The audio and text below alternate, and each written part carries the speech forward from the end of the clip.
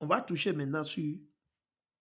Ici, on veut discuter sur Siracide, le chapitre 12, qui traite du sujet où il ne faut jamais se fier à ses ennemis et il ne faut jamais laisser vos ennemis se rapprocher de vous. Pourquoi? On va le lire. Allons. Et ça, c'est pour toute la nation d'Israël. C'est pour tous ceux-là qu'on appelle communément les Noirs, les Nègres, les Latinos, les Indiens.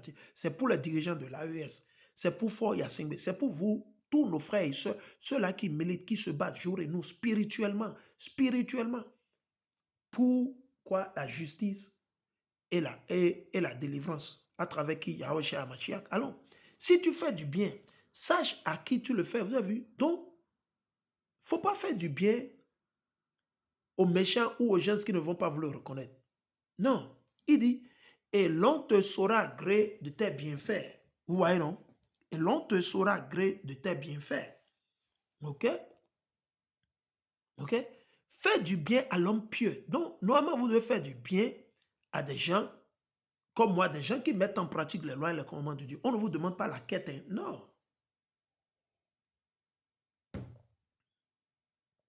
Et si vous voulez faire du bien à un homme pieux, à un homme qui a la crainte de Dieu, vous le faites aisément et librement. Vous êtes libre.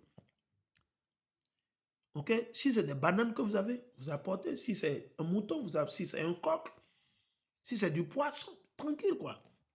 Il dit quoi?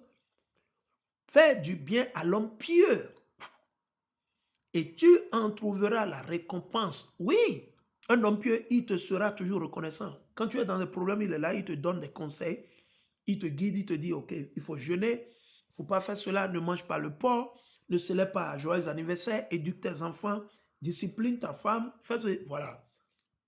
OK? Il dit, fais du bien à l'homme pieux. Ça, c'est classique, quoi. Écoutons très bien. Et tu en trouveras la récompense. Sinon de lui, au moins du Seigneur. Ouais, parce que l'Éternel, c'est OK. Tu as fait des dons, tu as fait du bien à son serviteur. L'Éternel, il va te le rendre au centuple, au multiple, 7 fois, 7 fois, 7 fois. C'est pour ça que c'est écrit dans l'évangile de Hamashiach, dans Marc, Jean, Luc, Matthieu, que quoi? Que celui qui va nous donner, qui va donner à manger, à boire aux serviteurs de Dieu, de Hamashiach, de Jésus-Christ, ils vont récupérer 1000 fois ce qu'ils ont donné. Et ce n'est pas que je fais la promotion ou la propagande pour que vous me donnez de l'argent. Hein. Je ne l'ai jamais fait. La belle preuve, quand je vais dans la rue pour enseigner, mes frères latinos, ils m'offrent beaucoup. Des fois, celui-là, ils m'apportent à manger. Mais moi, je ne demande pas de l'argent aux gens. Les gens viennent me donner, des fois, ils vont mettre dans la Bible avec forcé, ils me déposent ça là, tout ça. Ça, c'est autre chose. Mais je le demande. Personne ne peut m'accuser et dire que je lui ai dit de payer la dîme. Ça n'existe pas. Je ne l'ai jamais fait. Et je ne le ferai jamais. OK? Si les gens nous donnent ouvertement, simplement, gratuitement, le problème ne se pose pas. OK? Mais on ne vous dit pas d'aller voler et de venir nous donner. On veut des gens qui ont la crainte de Dieu, qui sont sincères et honnêtes. Il dit, fais du bien à l'homme pieux et tu en trouveras la récompense. Sinon de lui, du moins du Seigneur. Les bienfaits ne sont pas pour celui qui persévère dans le mal. Vous avez vu, non? Il n'y a pas de bienfait pour celui qui persévère dans le péché. Si vous vivez dans le péché, oui, vous allez évoluer, mais vous allez tomber un jour. C'est ce qu'il est en train de dire. Ni pour celui qui ne pratique pas la bienfaisance. Donc, vous ne pratiquez pas à faire le bien. Vous voulez toujours faire le mal, envoyer tout le monde en prison. Quelqu'un parle ici, il faut l'envoyer en prison. Vous avez le Mossad au Bénin, le Mossad en Côte d'Ivoire, et vous pensez que vous allez tout le monde contrôler tout le monde, suivre tout le monde. Non, vous allez tomber. Et vous, le Mossad et tout, vous allez tous tomber un jour. Tôt ou tard, vous allez tomber. La belle preuve, l'Éternel est en train de soulever l'Iran contre vous maintenant, non? Ou bien, l'Éternel est en train de soulever l'Iran. S'il trompe, lui, les garçons, et qu'il a les testicules, là, s'il a les gonades, s'il a les testicules, il n'a qu'à attaquer l'Iran, non? Il attend quoi? Pourquoi il tourne depuis là autour du pot? Pourquoi il tourne autour du pot? Il est en train d'avertir les pays arabes qu'il veut faire la guerre, il veut attaquer. Pourquoi il a besoin? Est-ce qu'il avait dit? Est-ce qu'ils disent souvent quand ils vont attaquer? Des fois, ils le disent à travers le truc pour les... Ils le font, mais seulement que ce n'est pas dit à la télé, quoi. Mais ils ont des canaux ou des chaînes de communication entre eux. Ils se disent, par exemple, avant que Maduro ne soit kidnappé, le Vatican savait. Le pape de l'Église catholique savait. Tout le Vatican a été informé. Et eux, ils ont proposé à Trump de le laisser aller en asile en Russie. C'est ce que l'Église catholique, et c'est cette Église que vous voulez toujours aller. Et vous n'êtes pas rond. C'est triste, quoi. Il dit, donne à l'homme pieux et n'assiste pas le pécheur. Vous allez dire, donne à l'homme pieux et n'assiste pas le pécheur. C'est ce que Dieu dit. Imaginez. C'est ce que Dieu dit. C'est pas moi. Hein. Siracide, le chapitre 12, on continue. Il dit, donne à l'homme pieux et n'assiste pas le pécheur. Fais du bien à celui qui est humilié et ne donne pas à l'impie. C'est des gens comme moi, vous devez supporter. Nous qui faisons les œuvres de Dieu, nos frères et soeurs, les Hébreux israélites, ce sont ces gens que vous devez aider. Vous qui avez de l'argent, vous avez l'argent, vous ne savez pas quoi, vous ne savez pas, vous gaspillez de l'argent, vous donnez la propre. Il faut aider les serviteurs de Dieu. Ce sont ceux-là que vous devez faire des dons, vous devez les aider à publier des livres, vous devez leur donner, s'ils n'ont pas là où dormir, vous leur donnez, sinon ils ont besoin de papiers, vous les aidez à avoir les papiers. Mais c'est ça, normalement, mais ce n'est pas le cas. C'est pour ça le jugement que Dieu va amener sur cette terre.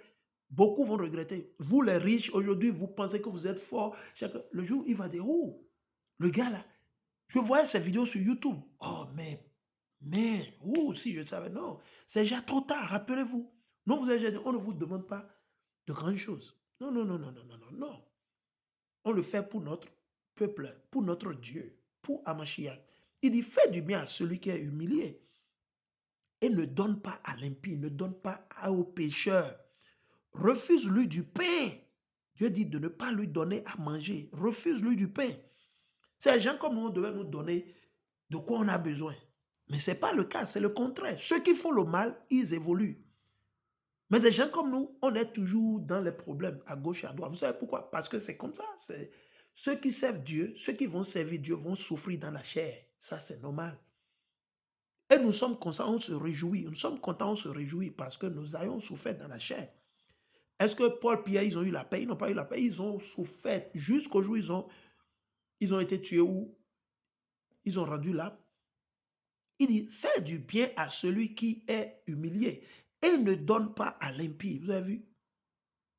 Refuse-lui du pain et ne lui en donne pas, de peur qu'il ne devienne pas par là plus fort que toi. Ah oui, car tu recueilleras un double mal. Ça m'est arrivé. Je dis, cela m'est arrivé. Je sais de quoi je parle. Cela m'est arrivé et j'ai les preuves. Si vous avez besoin, je peux vous en procurer les preuves. Mais ce c'est un truc en privé. J'ai les preuves, je sais de quoi je parle. Faut jamais aider le pécheur, non. Ils viennent accroupis, ils vont, oui, je me suis repenti, j'ai changé. Tu sais, maintenant, on lit la Bible chez moi, moi et ma femme, tu sais, on est... Non, c'est le serpent est toujours le serpent. Il va vous mordre. Il cherche tout, tout et tout. Mais, vous savez quoi? Ils sont en train de souffrir et ils vont souffrir. Oui, oui, oui, oui, oui. L'Éternel, Amashak a dit à Pierre quoi? Il a dit à ses disciples, il dit, tout ce que vous allez attacher sur cette terre, ce sera attaché dans les cieux. Et tout ce que vous allez détacher sur la terre, ce sera détaché dans les cieux. Donc, nous, on a déjà attaché ça ici sur la terre. S'ils restaurent et s'ils ramènent tout ce qu'ils ont volé, ils ont pris chez nous, tous ces trucs, on va les pardonner et ils seront acceptés. Mais tant qu'ils ne l'ont pas fait, non, non, non, non, non, non, il faut oublier.